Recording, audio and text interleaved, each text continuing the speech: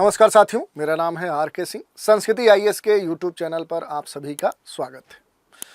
एक बड़ा ही महत्वपूर्ण न्यूज है और कहीं ना कहीं ये इस समय चर्चा का विषय बनी हुई है, जिसकी चर्चा आज के एपिसोड में हम लोग करने वाले हैं। देश का जो बैंक है RBI, reserve bank of India, उसने विदेशी मुद्रा जमा पर जो ब्याज दरें हैं वो बढ़ा दी हैं और बैंकों को अब ये कहा जा रहा है कि सभी अवधियों पर उच्च ब्याज देने की अनुमति दे दी गई है। और इससे कहीं ना कहीं देश से बाहर रह रहे जो भारतीय हैं, जिन्हें हम एनआरआई कहते हैं, नॉन रेजिडेंट इंडियन कहते हैं, उनको अब अपनी बचत पर अधिक कमाई करने का मौका मिलेगा। और इसी कारण से अब चर्चा हो रही है कि अब देश में बड़े स्तर पे विदेशों से पैसा आएगा। तो इसी मुद्दे की आज हम चर्चा करने वाले हैं और इससे जुड़े हुए जो भी महत्वपूर्ण बातें हैं उन पर भी संक्षिप्त रूप से हम बात करेंगे।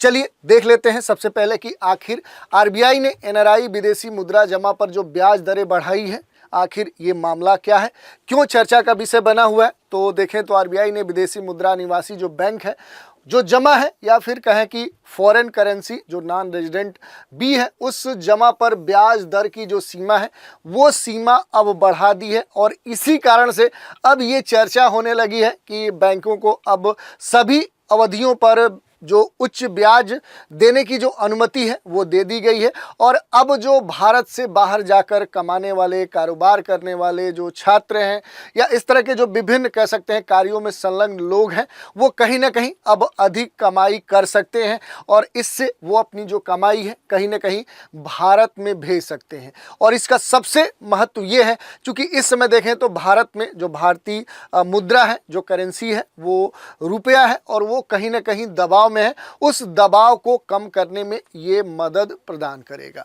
तो इस कारण से ये चर्चा में है। कुछ महत्वपूर्ण बिंदुओं की हम बात करते हैं। देखिए, बैंकों को अब सभी अवधियों पर जो उच्च ब्याज है वो देने की अनुमति दे दी गई है। ये एक महत्वपूर्ण की पॉइंट है। इससे निवासी जो भारतीय हैं उनको अपनी बचत पर अधिक कमाई करने में मदद मिल सकती है। और इस कदम का खास तौर पे देखें तो उद्देश्य है ऐसे समय में जब अधिक विदेशी पूंजी आकर्षित करना है भारत को, जब विदेशी निवेशकों के द्वारा भारतीय शेयर बाजारों से धन निकालने के कारण बड़े स्तर पे देखें तो जो भारतीय रुपया है वो कहीं ना कहीं दबाव में है। घटनाक्रम तो आप पहले से जानते होंगे कि जो बहुत सारे जो इन्वेस्टर हैं वो कहीं ना कहीं भारतीय मार्केट से अपना पैसा लगाकर चाइना में इन्वेस्ट किए और ये घटना बड़े स्तर पे चर्चा का विषय भी रही, उसके प्रभाव भी देखने को मिले हैं।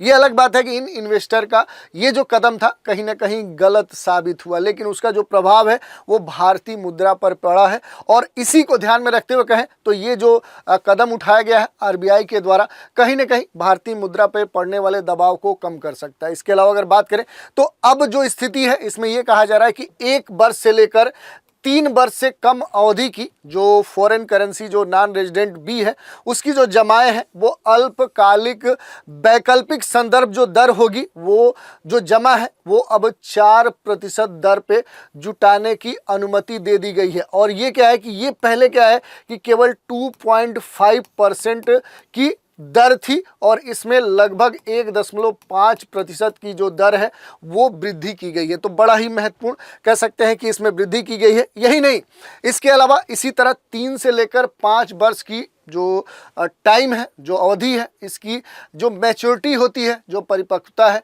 उस अवधि वाली जमाओं पर जो ARR प्लस है उस पर भी 5% ब्याज दिया जा सकता है।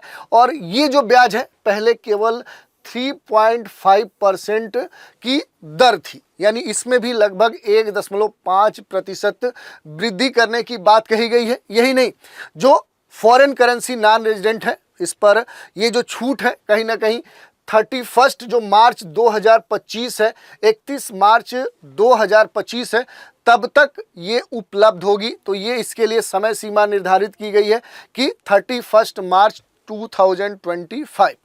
यही नहीं, आरबीआई ने सुरक्षित मुद्रा बाजार पर आधारित जो बेंचमार्क है, सुरक्षित जो ओवरनाइट रुपया है, उसकी दर की शुरुआत करने का भी एक तरह से डिसीजन ले लिया है। और ये भी कहा जा रहा है कि फाइनेंशियल जो बेंचमार्क्स इंडिया लिमिटेड है, उससे प्रस्ताव को आगे बढ़ाने का भी रिक्वेस्ट किया गया है, अनुरोध किया गया है।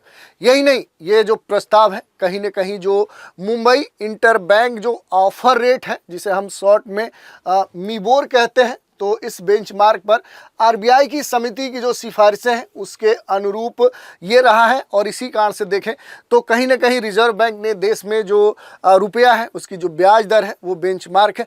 विशेष रूप से देखें तो यहाँ पर जो मीबोर है, जो मुंबई इंटरबैंक जो ऑफर रेट है, इसके उपयोग की समीक्षा करने और जो नए बेंचमार्क हैं उनमें बदलाव की आवश्यकता की जांच करने के लिए महत्वपूर्ण रूप से देखें तो रामनाथन जो सुब्रमण्यम है, इनकी अध्यक्षता में जो मीबोर बेंचमार्क है उस समिति का गठन किया गया था। तो उसके अब देखें तो एक तरह से व्यवहारिक जो अनुप्रयोग है वो देखने को मिल रहे हैं। इसके अलावा जो एनआरआई है, इनके बारे में तो आप जानते होंगे कि वैसे व्यक्ति जिनका संबंध कहीं ना कहीं भारत से है, भारत के वो नागरिक हैं और वो दुनिया के किसी भी क्षेत्र में भारत के इतर जाकर रोजगार, जो कारोबार है, पढ़ाई है या किसी अन्य वजह से अगर वो 6 महीने या उससे ज़्यादा समय के लिए विदेश में रहते हैं, देश के बाहर किसी क्षेत्र में रहते हैं, तो उन्हें ही हम प्रवासी भारतीय कहते हैं या फिर नॉन रेजिडेंट इंडियन या एनआरआई कहते हैं। तो ये आप जानते होंगे। इसके अलावा अगर बात करें तो यहाँ पर जो foreign currency non resident B है, जमा खाते हैं,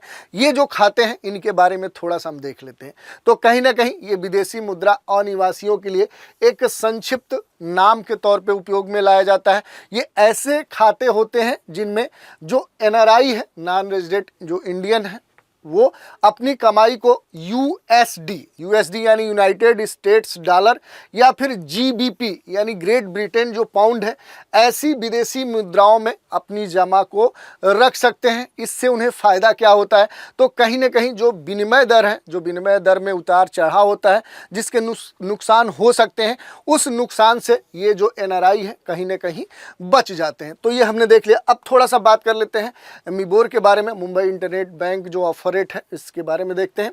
तो ये है क्या, तो ये एक ब्याज दर बेंचमार्क है जो औसत ब्याज दर का क्या करता है, प्रतिनिधित्व करता है। इस पर भारतीय बैंक इंटरनेट बैंक बाजार में अन्य बैंकों से पैसा उधार लेते हैं और इसका जो उपयोग है कहीं ना कहीं ऋण, बॉन्ड, डेरिवेटिव सहित विभिन्न जो वित्तीय साधन हैं उनके लिए संदर्भ दर के रूप में किया जाता है।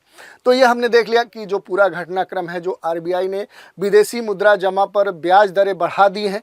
कहा जा रहा है कि अब बैंकों को अब सभी अपनी अवधियों पर उच्च ब्याज देने की अनुमति दे दी गई है। इससे कहीं ना कहीं एनआरआई को अपनी बचत अधिक कमाई करने का एक मौका मिलेगा और इसका प्रभाव ये भी होगा कि अब बड़े स्तर पे विदेशों से भारत में पैसे आएंगे। तो इस मुद्दे की हमने चर्चा की। चलिए आज की चर्चा पर आधारित एक प्रश्न की भी बात कर लेते हैं। प्रश्न क्या है, निम्नलिखित में से कौन सा कथन सही है। ये 2 कथन दिए गए हैं। पहला कथन है, क्या कह रहा है, मुंबई इंटरबैंक ऑफर रेट, जिसे हम शॉर्ट में मीबोर बोलते हैं, एक ब्याज दर बेंचमार्क है। दूसरा कथन है, मीबोर पर भारतीय बैंक इंटरबैंक बाजार में अन्य बैंकों से पैसा उधार लेते हैं। नीचे दिए गए कूट का प्रयोग कर सही उत्तर का चुनाव कीजिए। विकल्प है केवल 1, बी विकल्प है केवल 2, सी है 1 और 2 दोनों, और डी है न तो 1 न ही 2। तो आज के एपिसोड में इस बड़े ही महत्वपूर्ण मुद्दे की हमने चर्चा की कि आरबीआई ने विदेशी मुद्रा जमा पर ब्याज दरें अब बढ़ा दी है और कहीं न कहीं अब बैंकों को सभी अवधियों पर उच्च ब्याज देने की अनुमति दी गई है, जिससे जो एनआरआई है उनको अपनी बचत अधिक कमाई करने का मदद या मौका प्रदान किया जाएगा। इससे कहीं ना कहीं देश में बड़े स्तर पे विदेशों से पैसा आएगा और इस समय जो भारतीय करेंसी, जो इंडियन करेंसी रुपया है, जिस पे दबाव बना हुआ है, वो दबाव कहीं ना कहीं कम होगा। तो इस मुद्दे की हमने चर्चा की। तो आज के एपिसोड में इतना ही। नए एपिसोड में एक नए विषय के साथ फिर मिलेंगे। तो आप सभी हमारे साथ बने रहें। इसके लिए धन्यवाद।